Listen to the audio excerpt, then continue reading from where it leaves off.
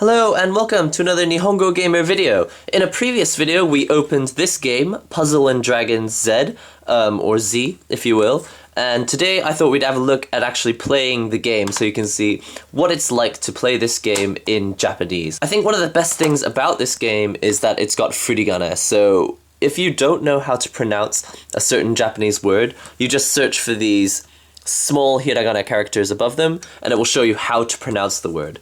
So let's just put that off to the side and let's just go ahead and start up the game. Okay, so the game looks like it's starting up now. Let's just press A to get past the opening movie. And as you can see, right at the start of the game we've got these three options. So Tsuzuki kara means to continue a game, and the second one here says Hajime kara. And we want this one because Hajime means to start. So let's start from the beginning. And now we can choose whether we're a boy or girl character. Here you can see the furigana is already printed above the kanji. So this one here says seibetsu, that's your gender, and erande kudasai means to choose. So let's go ahead and choose a boy or a girl character. Let's see. And now it says to choose your name. Well, let's use the English keyboard. Let's go ahead and type our name in. And then when you're finished, click here at the bottom where it says Kore de OK. This is OK. Kore de ii desu ka? Hai. Hai means yes, ie means no. And then it's going to save the game. So every time you see this logo, it's saving the game. We can just click this button to go on to the next part, tsugi e. Even though it's an opening movie, we've still got furigana, and that's how good this game is for learning Japanese. It's very, very simple. This game is generally aimed at elementary schoolers anyway, so I think this is going to be really easy for even beginners to play. So let's go on to the next part. And introduction of the main character. So for now, this is us. Okay, Nihongo, sorosoro okinasai. So this is clearly your mother, which is written here, and she's telling you to wake up. Very similar to Pokemon, we wake up in our bedroom, and all we need to do is run around and head downstairs. So let's do that. Alright, let's go and have a little chat with our mother. There's a test today. It says something about some sort of dragon tamer shiken, which means test. The look of the 2D characters on top of the 3D backgrounds is really beautiful, so it's worth playing it in 3D if you're not prone to getting a headache like I am. And here we go, a couple of our friends have come to visit us. This guy's Nick. I think he's the one who's going to be following us around most of the time. Let's go! So I think Sarah is taking us to Professor Oak's office, or the equivalent of. It's called the Ranger Honbu. So this is the main base station for rangers. Alright, this chap is called Watari Taicho. He's like the commander. We've got a very important task, but we can only do it if we pass the test. He's going to give us this special D gear, and that's going to open up our main screen here. And essentially we play Bejeweled on our gear, and by playing Bejeweled we can send different attacks forward. And in pure Pokemon style, it's time to choose one of our main creatures. Though if I'm not mistaken, I think we actually get all three, so let's see what happens. Mr. Watari Commander is going to take us into the lab. And this is where we're going to hatch the eggs. You'll have to come to this room quite a few times, because every time you receive an egg, you'll open them up here. This is our professor dude. He's a bit of a pervert, so okay, this is where we slam some sort of key into the desk, and this is where you select the egg. So every time you come up to this machine, all you do is click on the egg and say OK. You can make it go faster by tapping on the screen. Okay, congratulations, you got all three of your monsters and they look happy enough. There's the professor, he's being a little embarrassing again because he's a bit of a perv. At this point we're going to have to look at our monsters and make a team. All I have to do is drag this dragon over here to make my team. To finish the team, I'll just drag all three of them in. The first member of the team becomes your leader, so just keep that in mind. Okay, so this is a virtual reality machine. I think this is how we're going to take our test, and this will be the first time that I can show you how to play Puzzle and Dragons on 3DS. So now we've entered the VR machine, let's go ahead and choose the first mission. Here's our first monster. It's a red one. Kihon Kunren Program wo Kido. So it's going to start the basic program for practice. The reason it's saying that is because it's actually going to be a special program that teaches us how to play the game. Just drag the drops around until you get 3 in a row. They're all elemental, so you ideally want to use the right color to attack the right kind of monster. And here it says Atto, that means after. So after one more go, this guy's going to attack us. So we have to make sure that we do an attack that counts. If we drag this red one from the top to the bottom, we'll make 3 in a row. So I'll just click on it here, drag it to the bottom, and as long as I let go before the red bar finishes, I'll do it in time and get a combo. The more combos you get, the more you multiply the strength of your attacks. So as you can see, I got a bit of a 12 combo, or 13 hit combo here. So this guy's toast. Now we've got a bunch of green enemies here, and some of them will attack us in 2 hits, but one of them won't attack us till the 3rd hit. So if I drag this red one over here, like we did from the top to bottom before, it will make 5 red ones in a row. Drag it over. And as you can see, because I had 5 drops, I was able to attack 5 enemies at the same time. This bit, it says Sukiru. And if you look here, it actually says Sukiru here. You can press A, or you can just tap it here. So let's just tap it. Skill. You can read the kind of skill that he has. It says that he will do sort of fire damage. So let's just click it here. Nice little animation.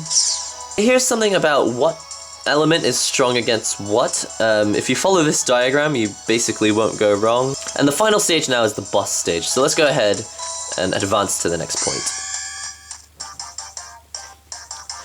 Okay, so we have 3 enemies here, a purple, a blue, and a yellow one. If we just move this over, we'll have 4.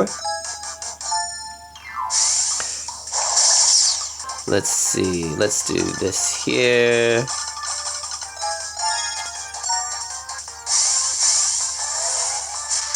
Okay. He says, Yoku yatta, you did a very good job. Omedetou means congratulations. Gokaku means that we passed the exam. That's so we can successfully move on to the rest of the game now.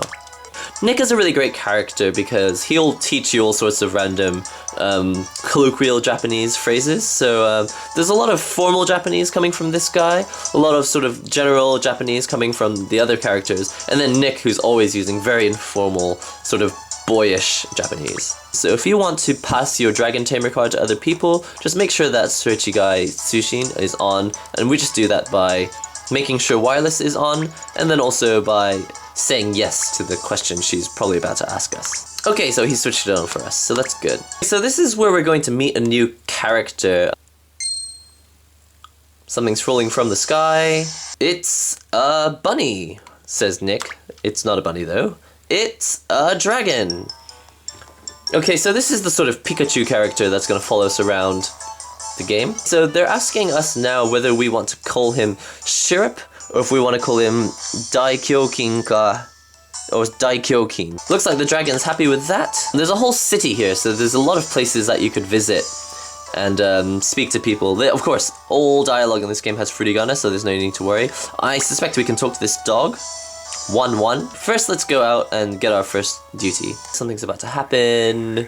I know the music's a little quiet, but you can hear how high the quality of the music is, and I think they've put a lot of work into it. It really reminds me of the old Final Fantasy games. Some kind of devil-looking character.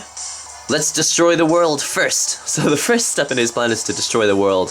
Not really sure who he is yet, though. So the pieces of land are flying straight up into the sky, which is a problem. Okay, so we've come to a dungeon beneath the Ranger Honbu. He's gonna say open sesame. And now we can choose our first stage. We can choose Sarah, who is level 12. She's gonna be a character that can help us on our quest. I want to get 3 in a row, so let's move one of these blue things here. And let's move this over here. Let's move this up here, and that should finish him off. Oh, and we've done a massive combo as well. Oh. Great, so we had a 9-hit combo. Clearly overkill.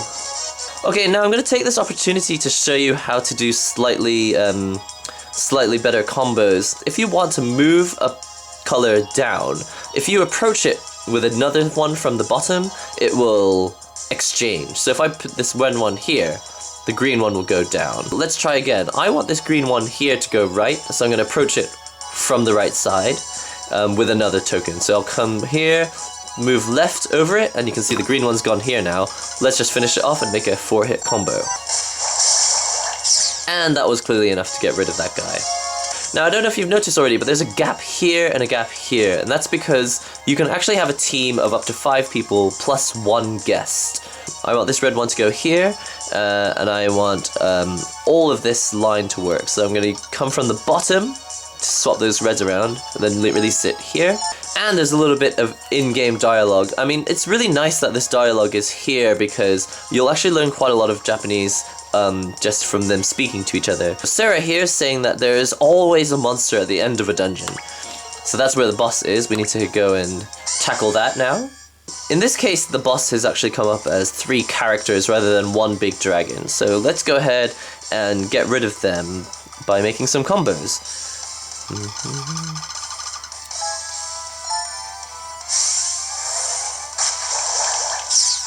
And in 1 hit, we've managed to kill everyone.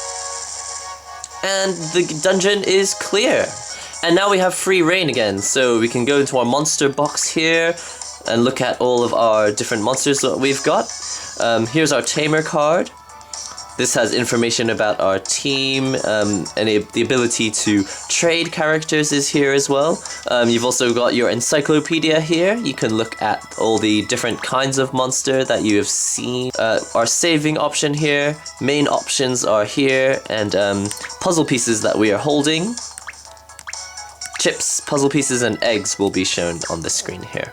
So essentially that's all I've got to show you. This is Puzzle and Dragons on the 3DS. You can run around, you can chat to people, you can explore the town, and if you simply run down here to the bottom, you can access the world map. And if you go on the missions, you can play Bejeweled to your heart's content. The game does get more complex, and there are more interesting ways to do combos throughout the game. You can level up characters. You can obviously excel the story, progress the story if you like. Understand these skill points to do special skills, and there's just so much that you can do with this game that you'll be busy for hours, days, if not weeks, perhaps the rest of your year.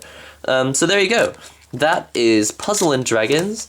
On the 3DS. I hope you enjoyed that, and if you have any questions, just put them in the comments and keep subscribing. Thanks. Cheers, bye.